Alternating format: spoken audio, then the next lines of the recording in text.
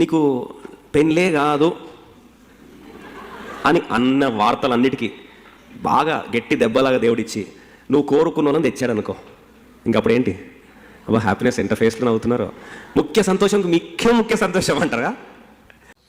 ఏ పిల్లల కొరకైతే నువ్వు ఎదురు చూస్తూ ఉన్నావో, అబ్బో సంవత్సరాలు అబ్రాహ్మ శారాలుగా చూసి లాస్ట్కి లేక పుడితే అప్పుడు నీ ముఖ్య సంతోషం ఏమవుతుంది? అమ్మో ఇంకా వాళ్ళ మీద ఏళ్ళు పక్కన పెట్టండి. ఒక మాట వస్తే ఏం చేస్తారండి? ఒక మాట వస్తే 4 తూటాలు పూడుస్తారు. ఇన్ని సంవత్సరాల తర్వాత ఎవరు వచ్చారు?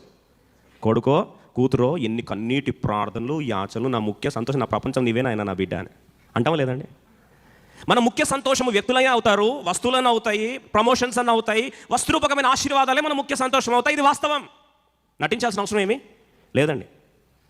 ఈరోజు ఎందుకు దేవుని మందిరానికి వచ్చా? What is your chief joy that you come to the Lord's house అని అడిగితే మన హృదయంలో చెప్పే ఆన్సర్ ఏం తెలుసా అండి? నాకు ఏం కావాలి? ఆశీర్వాదం కావాలి.